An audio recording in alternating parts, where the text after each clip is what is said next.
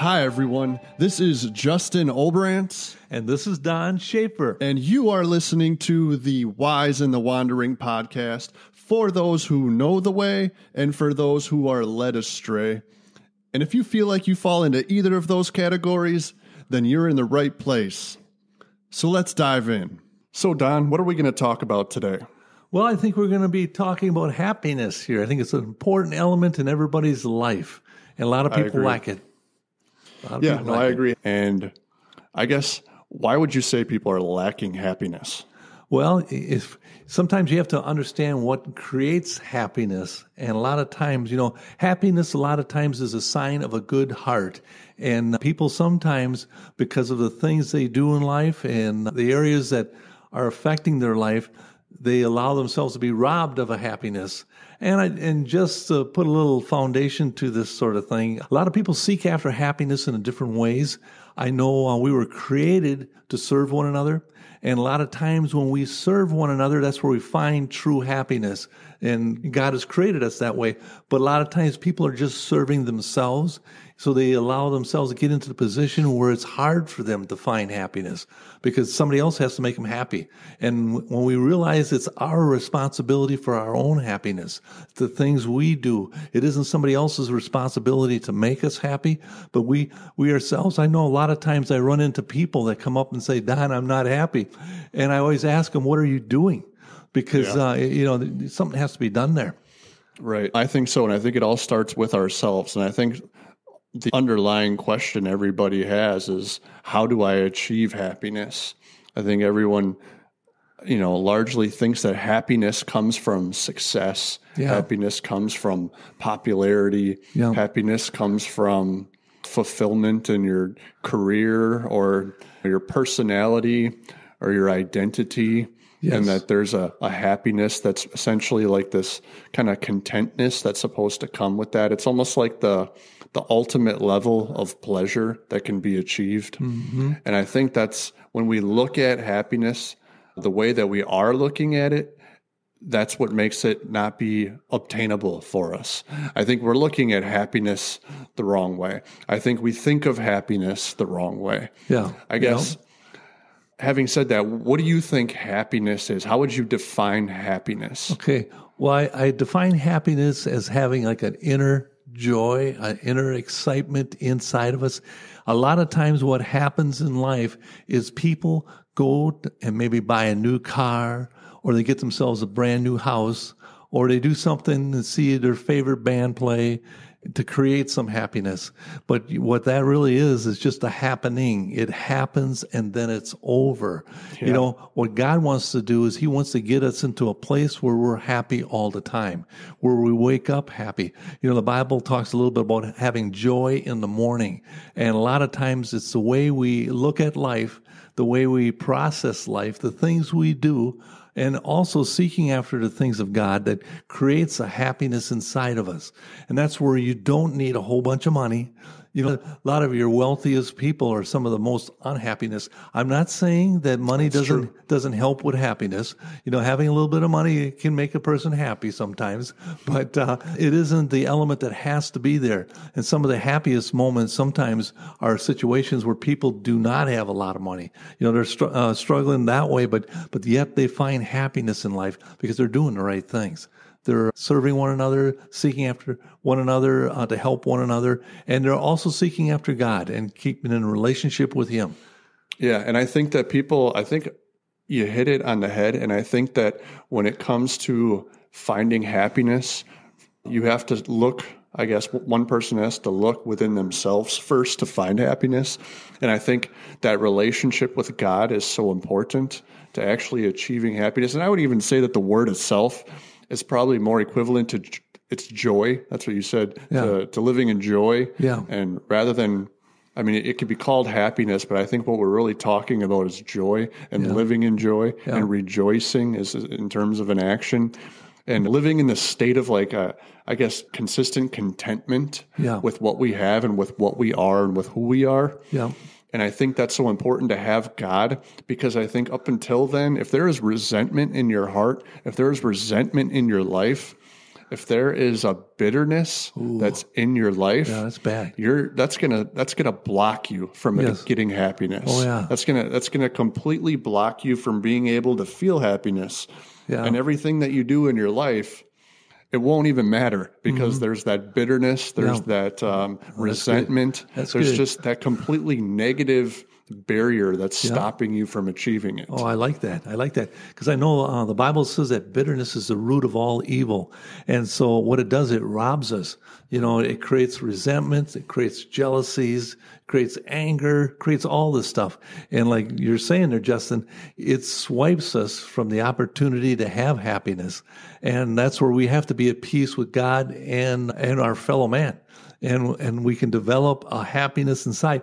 And you can see it in people. I can see happy people. Because what do happy people do, Justin?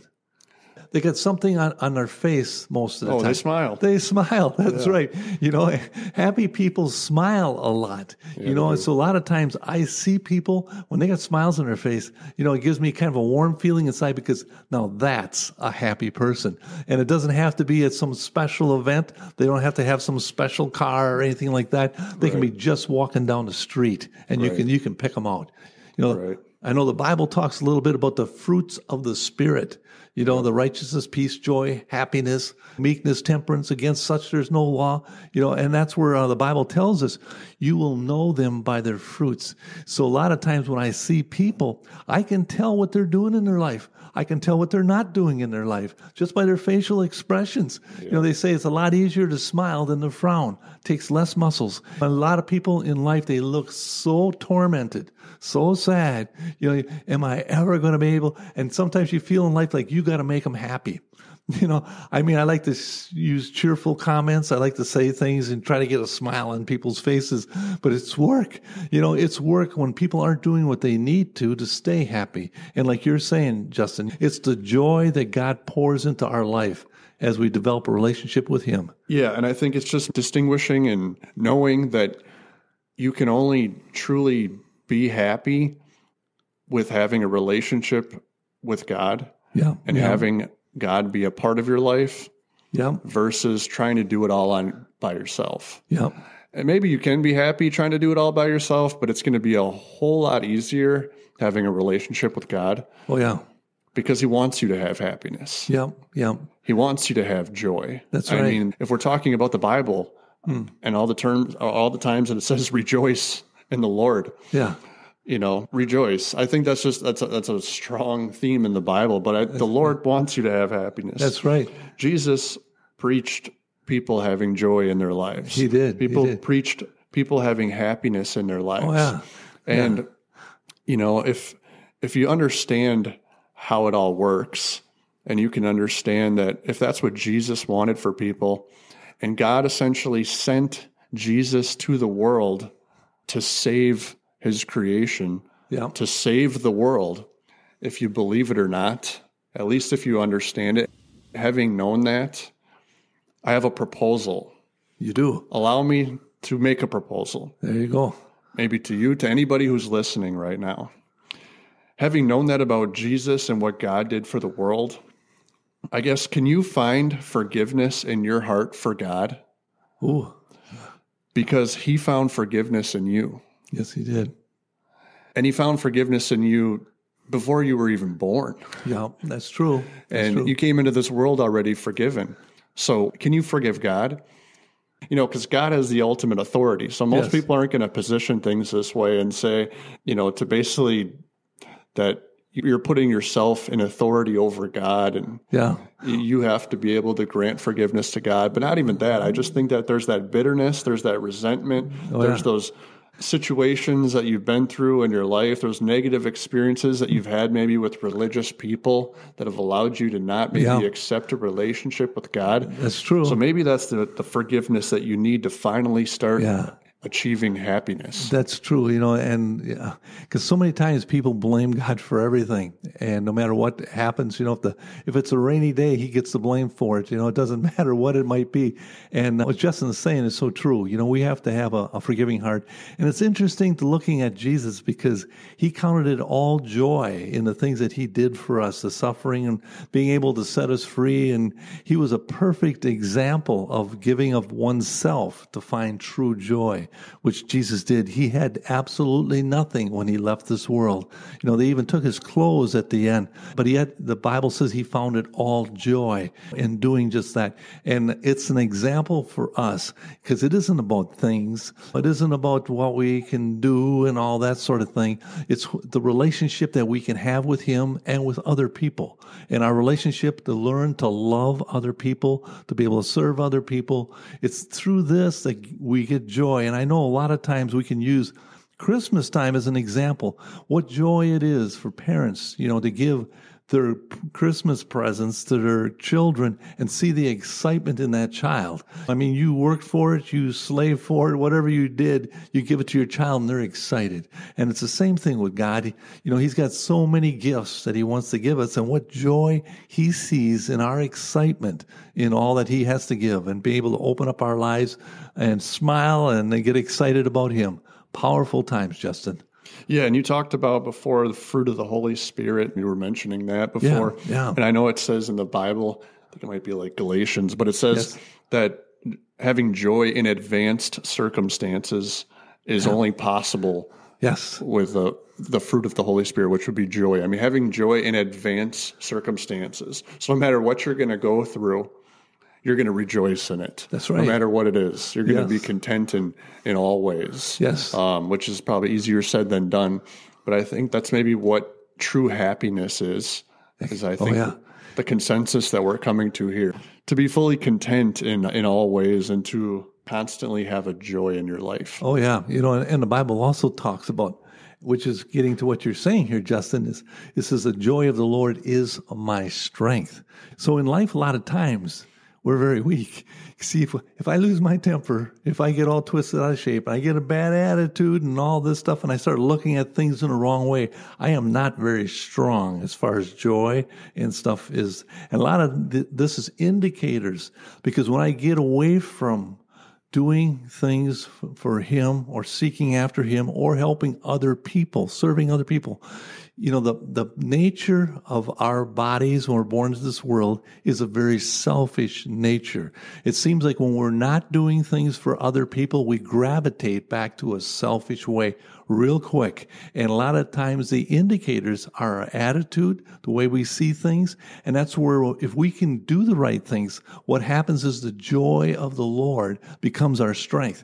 It's the area of life that doesn't matter what it might be. I mean, I can lose the roof of my house, but it doesn't mean that I have to lose my joy. Things can happen. I can get a flat tire on the freeway, but it doesn't mean that I have to lose my joy. I can continue to be at peace at Him. I know my dad used to say, it's never so bad that it can't be worse. And he said stuff like, or it too shall pass. And it's true. A lot of times in life, we develop our happiness, we develop our joy, and it becomes our protection. It protects us against a bad day, a rough day, or whatever circumstance might come our way. And to have that, leaving the house in the morning is a powerful tool to have in our tool belt, because not every day is perfect. Not every day is perfect. Yes, and I think that we talked about just before about Jesus preaching joy to the world. But I also think that a lot of people don't understand that He was a happy Christ. Yeah. And I think that, His very first miracle that was performed was at a wedding, where, people are coincidentally feasting and dancing, and there's wine everywhere. Yes. So, that tells you, surely He did not frown on mirth. He was he was very fond of happiness and living out joy and showing it in His actions and His works and wonders and miracles. He got into it. Yeah, and I think that's important to understand, because we live in a world where it's almost impossible to find this thing that we're talking about called happiness, because I think we're only we can only search for it and we can only look for it in our earthly ways. Mm-hmm. We're not pursuing it in a spiritual way. And I think, so when you talk about that, when we hear that phrase, the phrase is the pursuit of happiness, right? Mm-hmm. It's been used in countless times before in essays and historical documents. The pursuit of happiness needs to be something that's pursued spiritually as well as physically. Oh yeah. I don't think that can be just fully achieved in our earthly, selfish ways. No. I don't think continuous. so. It's continuous. And I think that relationship with God is so important, because I think that whether people want to understand it or not, you're already communicating with the spiritual realm, mm-hmm. and you're engaging indirectly a lot of the times in the spiritual realm, in the negative way, in the evil way, whatever you want to call it, and you don't even realize it. That's right. So in some cases, you don't want to be spiritual at all. You don't consider yourself spiritual at all, not knowing that you're directly engaging in the spiritual realm. Yeah. Through certain things that you're watching and listening to, that you're coming in agreement to, mm-hmm. and you're allowing to kind of maybe manifest in your life. Yeah. Not knowing that you could be putting just as much effort and power into, I guess, building a relationship in the spiritual realm with mm-hmm. God. That's right. And doing it the same way, coming into agreement with the things of God, coming into agreement with the things that God likes, and coming into disagreement with the things that God hates. Right. And I like the way you said the pursuit of happiness, because I think it is a pursuit. And a lot of times people pursue it in the wrong way, but it should be something I think we seek all the time. Yeah. And then, like you look at the wrongs, a lot of times people hate that word they call sin, but it's actually wrong. It's just wrong. A lot of that there is identified because these are areas here that tend to rob us from the joy and the happiness. God only wants the best for us, and He's set up some guidelines saying, some of this stuff, if you get involved, it just robs you from your happiness. It causes guilt, it causes shame, it causes a lot of different things. And that's when we get back to the person that's not smiling, a lot of times they've been robbed. They could have had the joy, they could have had a lot of excitement and things in life, but they've never understood the fact that there are robbers out there trying to swipe that from you. And if you're fortunate enough to have lived in a good household where your parents are happy, joyful, and they raise you in a way where they help you through circumstances, the hurts, the pains, all this sort of thing, teaching you how to get over things, how not to allow bitterness to enter into your life, getting you in a place where you can be totally happy. I know my grandson, he had a charmed childhood. He lived in a household, everybody loved him, he was just, everything was grand. And then he goes to kindergarten, and he comes up to me, he says, "Hey, Grandpa," he says, "there's some nasty kids in that class." And I sat down, his name is Logan. I'll give a shout out to Logan. But shout out Logan. Yeah. But I told Logan, I says, "Logan," I says, "these kids probably were raised in households where they were not treated well. So they've learned how to be angry, they've learned how to be nasty, learned all these types of things." And I told him, I said, "You have a choice to make. Either you can let these kids keep their problem, or you can allow that problem to become your problem. And when you allow problems like that to become your problem, what it is a joy killer. It's a happiness killer, because it swipes you. It swipes right out of your heart, and pretty soon you got an attitude." And there's nothing worse than living in life with an attitude. And I think it definitely starts with our attitude, and our attitude is definitely so important to that pursuit of happiness. I think there's a lot of factors that come into play when it comes to achieving happiness. You can go back to the early philosophers of the time, like the Platos and the Socrates, and all these guys were trying to make sense in any way that they could of many things, but happiness was one of them, and just trying to explain it to people in a way that would make sense, in a way that would allow people to fulfill the actual feeling and completely understand it. And I don't think anyone has really been able to completely figure that out. Yeah. And I think even in today's time period, I think we're still looking for answers as to, we wouldn't be pursuing something if we haven't figured out. The Right. pursuit of happiness is a direct indication that we haven't completely understood it. Yeah. And I think that, again, the full understanding comes when you allow God into your life, when you allow God into your heart, That's true. and you open up those opportunities to be mended in certain ways that you couldn't before. Yeah, that's true. But I can help with that, Justin, and I want to do that. Can you? I can help with that because there is a pattern that people can follow. I can't say this works for everybody, but I realize that in life it's little increments. It's the little things you do. A lot of times people think that they have to do something big to get joy and happiness in their life, but a lot of times it's the little things. And I know in marriage relationships I teach this stuff. I teach that feelings always follow actions. So it's the actions that you do will create feelings inside. And those can be feelings of joy, happiness, a lot of different things. So what you need to do is find the little things that you can do in life to serve other people, to do certain things that help in whatever ways you can. And what happens is your attitude towards people and situations seem to change. It doesn't have to be something huge, but the little things you do, like, even like we talk about smiling, that's one thing. But I know a lot of times in my life, I try to, help out in whatever way there might be. I might find a piece of paper in the parking lot, and I pick it up and I put it into the trash can. Little thing, but you know what it does? It works inside of me. Yeah, I'm helping whatever business it might be, picking up some trash outside, but it's what I'm working on inside of me. I feel like I'm servicing or helping in some way or some fashion. And these little things, they build and they become big things. So a lot of times when you want big joy, big happiness, wake up with happiness, constantly look at the little things you can do in life, in your relationships. How can I love my wife, husband, my children, the people around me? How can I find ways of doing things for them? Maybe a phone call, maybe buy him a soda. The other day I went and got a soda for a guy. He says, I'm looking for good karma. He looked at me kind of strange, but a lot of that, I was doing it for him, but I'm doing it for me too. I'm doing it for me too. Right.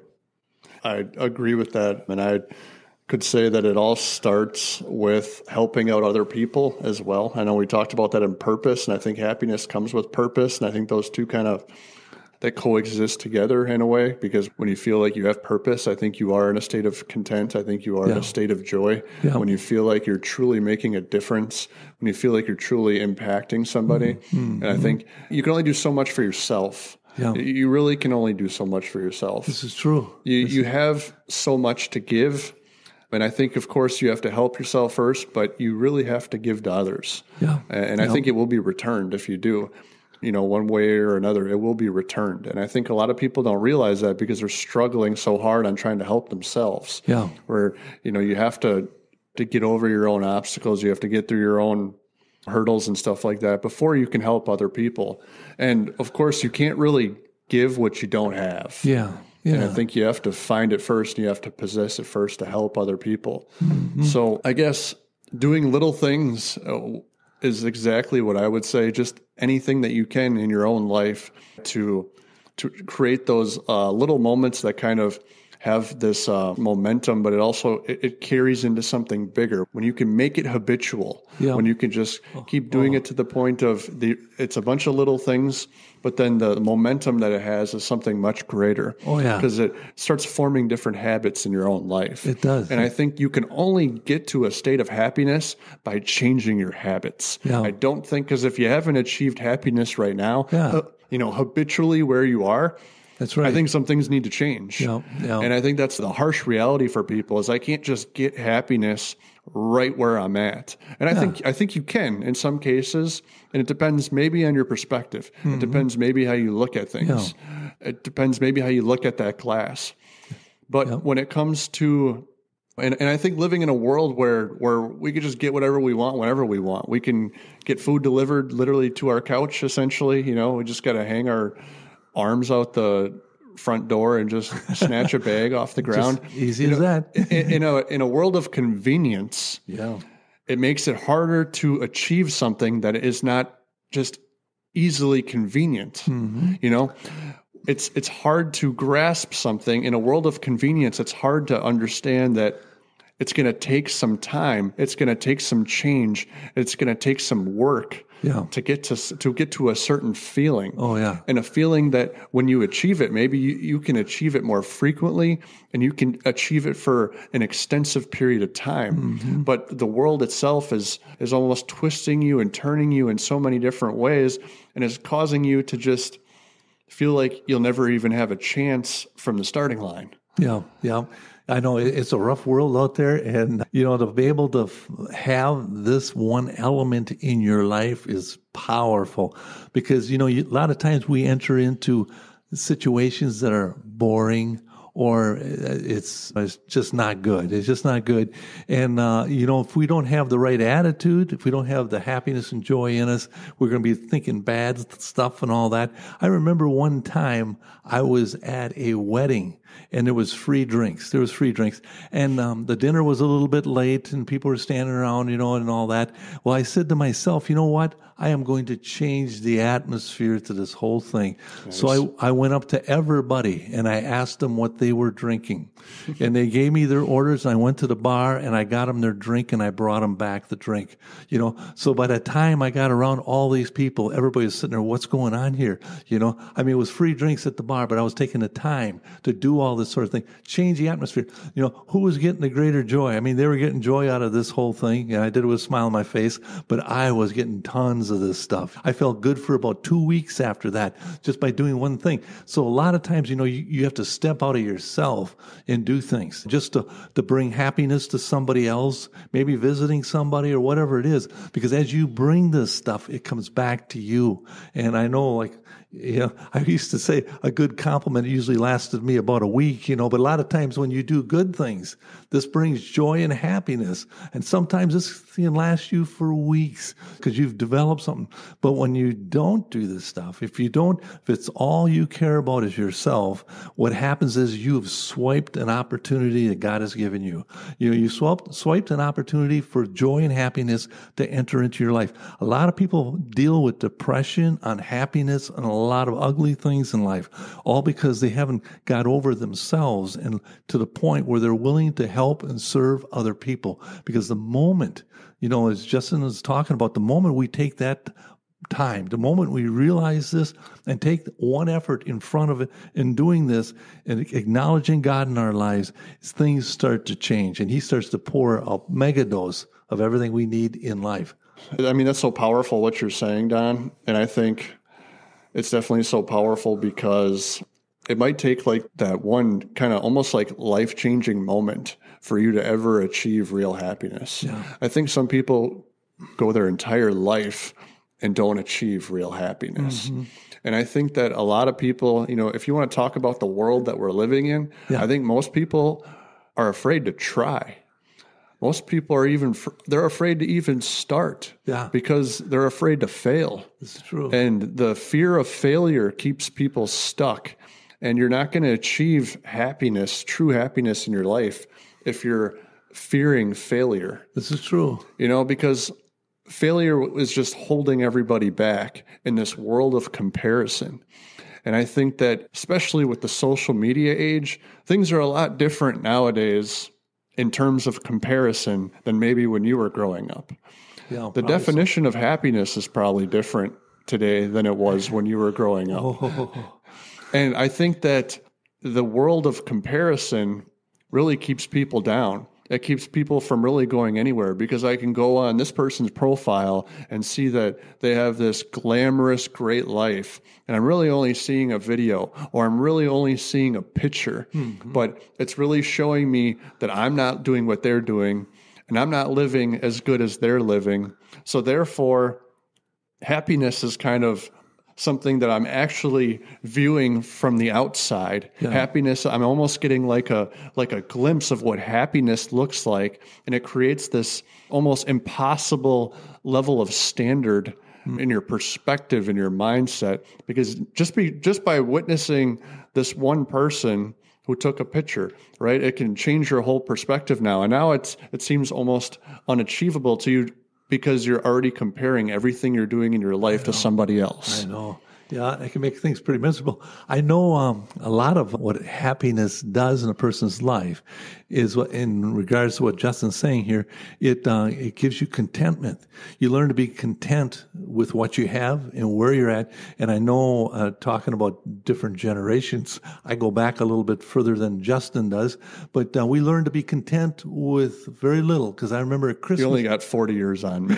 yeah, hey, you don't have to tell everybody, but no, but I know when I was young, which was 40 years ago. But anyway, no, I know at Christmas time, for us, Christmas was maybe getting a pair of pajamas and maybe some pair of socks, and then we'd get one toy for the whole family. There was 6 of us kids, so 6 of us had to share one toy. So today's day and age, as Justin's talking about the society we live in right now, there is just so much stuff for your children to be happy. I mean, they go to this Christmas. It's a whole Amazon wish list. I know. They go from Christmas party to Christmas party. By the time they're done, they've got 20, 30 presents to deal with. I don't know how they, handle all that. And then they sometimes walk away and they're still not happy because it isn't in the things. It isn't in the things. You learn a contentment. Paul says, I've learned to be content no matter what state I am. Paul in the Bible, that is. So no matter whatever situation he was in, he learned to be content in that because that's where his joy was. If I'm not content in the things I have right now and the people around me and all this, I will be miserable and joy will not be a part of my life. I need to be content. And we talk about the relationship to God, and you talk about in reference to Christmas. Yes. And the kids being happy, and there being kind of a polarity in the difference of receiving gifts and what kind of gifts were given in the time period that you grew up versus today. I would also say when talking about the reference of that relationship to God, I would say that also plays a part in the way Christmas is viewed today. And I think the way Christmas is not about God, or so it seems, and it doesn't seem to have his involvement with God. You talk about the Christmas songs, joy to the world, the Lord has come. That's what joy meant when writing the song, when speaking of God and when speaking of what Christmas is really about. And I think when we lose what Christmas is really about, we can't achieve the joy because we're not announcing the joy of the world. That's true. That is true. And I know the greatest gift to mankind, a lot of times, as Justin is saying, wasn't recognized because the greatest gift was Jesus Christ. And the whole concept of that is in giving, which Christmas is giving. The concept is there, but the understanding of the best gift we could have ever received was Jesus Christ and what he wants to do in our lives. Because he's given us an opportunity of a new birth and a birth where we see things with contentment and happiness and joy in life, where we realize that this is just a temporary time that we're spending here on earth, but he has a whole eternity in front of us. And that's where so many people expect everything has to happen right now. Their only happiness right now is doing something, or people entertain themselves in different ways, and they constantly go from entertainment to try to. For me, it's like a drug. It's like a drug. They're trying to drug and numb themselves because of unhappiness and true joy. They don't know how to receive all that. And once we come to the understanding that this gift at Christmas, this gift of Jesus, is a true joy. It's a true joy, and allowing ourselves to be a part of him. And example he gave us gives us an opportunity to have something that will not only carry us through this life, but carry us right into eternity. Yeah, and I think that what we should do is we should equate doing good with feeling good. Yeah. And by doing good works, we will feel good. Yeah. And I think a lot of the times what people are doing, especially nowadays, is they're equating just what gives them pleasure with what will make them happy. Yeah. Yeah. And they're expending all their uses of pleasure, and it's not getting them to the level of happiness. Mm-hmm. And I think what that does is then it causes this cycle of suffering almost, because the expected outcome is never met, and it's not giving you that end result that you're looking for. Yeah. And then you start to go backwards. Mm-hmm. I think you start to go backwards because you realize going forwards isn't working anymore, and then you start to slip into bad habits You slip into addictions. Yep. And if you've been into Miserable. addiction, you slip into withdrawal, you slip into misery. Yes. And very then miserable. it becomes this cycle. And I think that's one thing that's kind of wrong with the world, is that we're just looking for constant pleasure. We're looking for pleasure in everything. Yes. And I think that we need to come to the agreement that we can't just find pleasure in ourselves, and we have to find it through God. Yeah. Yeah, that's true. We need to bring God into our life. And with a new life, with a rebirth, Yeah. we have the opportunity to do just that. That's true. And it's something about this that what Justin's saying here is there's an element to this here that is so powerful. And what happens is when you have this happiness and this joy, which we talked about, we have smiles on our faces. And it's interesting what smiles will do. It builds relationships. It builds the warmth. I remember one time being in New York City, Manhattan, right downtown. And I was walking downtown. We stopped by a jewelry store. And the guy looked at me. He says, you got to take it easy with that smile on your face, because he says in New York, you're either on something or after something with smiles like that on your face. And I said, I already found something. I really did. And it's interesting because in life, I myself, and this is just the tip, if you want to get some joy working for you, start smiling. Start to find every day, because even in a household with the family and stuff, there's nothing better than a smile. I remember one guy that came to work at Pierce Manufacturing, and the first day of work, he comes in with a big smile on his face. Usually they're nervous, they're this and that, but this guy had a big grin on his face. He and I are good buddies. I seen him the other day, and it was almost brought tears to my eyes because he had that. He had that, which is powerful. Yeah, and I think it just makes people want to approach you a little bit. It makes it easier to approach you. I mean, if you smile and just be at ease around them. Oh, yeah. And I think it's just those little things that make it almost seems like odd. It almost seems like strange. But when you do it, it makes sense. That's right. Like it's hard to make sense of it because it's like, oh, that just sounds dumb. I'm just going to walk around with a smile on my face. But yeah, like just doing that alone, just like we talked about last week, just opening the door for somebody, that might seem strange. That might seem odd. That might seem dumb on its face. But when you do these little things, you start to get a good feeling from it. Oh, yeah. And that's what I'm saying. Like we almost need to equate doing good with feeling good. Yeah. Because as long as you do good, you will feel good. That's right. But the phrase is what? Fake it till you make it. And sometimes I think that does apply with smiling. If you just walk around with a smile, like you're saying, you will naturally feel better. Yeah. Some people might look at you like you're a little off, like that jeweler, but that guy's used to dealing with, people like you're saying that are smiling for all different kinds of reasons. That's right. And I mean, we're talking Manhattan and New York. You never know really what you're going to run into, I guess, in that area. So, and I think that's the underlying message here, is that the happiness itself is maybe an end goal.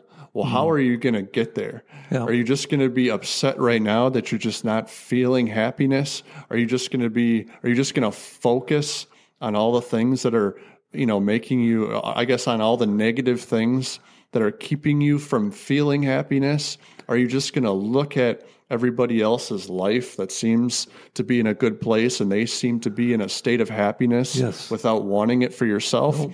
Are you going to make that change? Are you going to, the Bible calls it repentance. Are you going to change your thinking? Are you going to change your perspective? Are you going to look maybe to a higher power to try to achieve this end goal? Because it has to be an end goal. I think that happiness is, like you were saying before, Don, it's kind of, I like how you said this, it's just a moment of happening, It's something that it's rather than look to it as just something that's just joy or joyous, it's just a moment of happening. And I think that's a good way to look at it too, is that if we can achieve contentment at all times, it is just a moment of happening. Yeah, it is. It is just something that comes and goes. And I think that's something that people also need to accept too, is it is something that it does fluctuate, but it can also, living in a state of contentment can be an end goal for you. You just have to have a plan. Yes. And that's where I know you hit on something a little bit before here, where you talked about it being a habit. Smiling can become a habit. Because I remember when I was young, I didn't have nothing to smile about. At least I didn't think I did, and I had walked around and I was kind of a bashful person to begin with. So I had a hard time with this. But then I came to a place in life where I had different experiences in life, being lifted up by God and all that. But all of a sudden, smiles became a part of me. So now it's a habit. I mean, I smile at most everybody. And a lot of times I'll be sitting at a stop and go light and I'll look over and the person in the next car is smiling at me. And I'm looking and saying, why are they smiling at me? Then I realized that I was smiling because I don't even realize I'm smiling sometimes.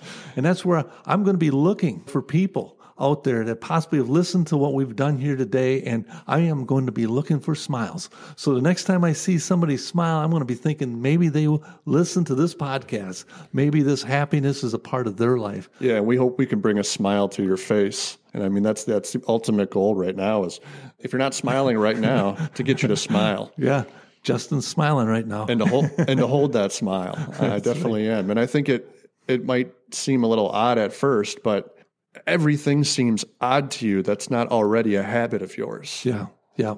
It takes change. It takes just making a decision. It takes saying, you know what, I don't want to do things exactly the way I've been doing them before because the end result is always the same.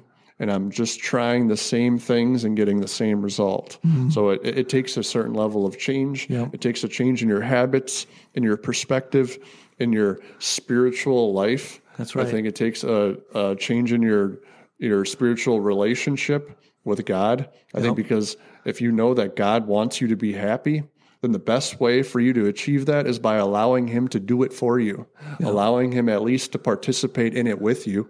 Yeah, and be a part of all that. And that's what we're going to be praying for all of you guys, that you can have joy and happiness, that God will fill your life with the beauty of life, because it's a whole lot better and easier living that type of life than to live the life in unhappiness and depression and all the things that come along with bitterness, as Justin mentioned earlier.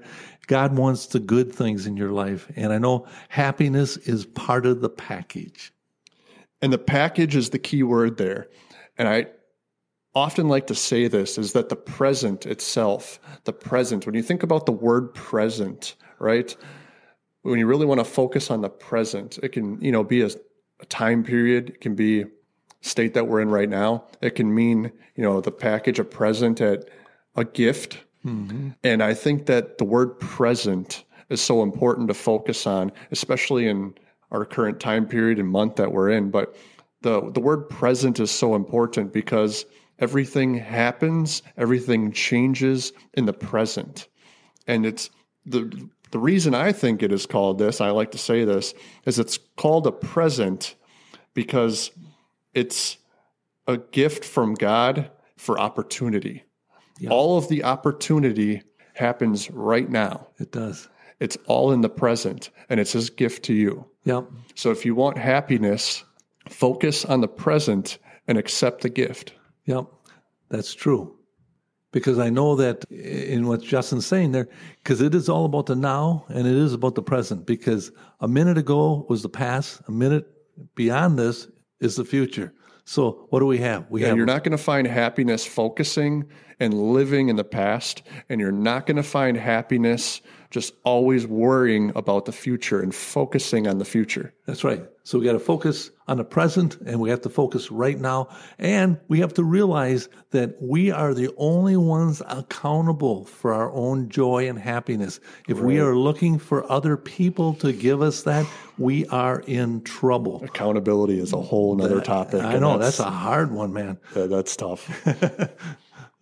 Well, I think that wraps it up for today.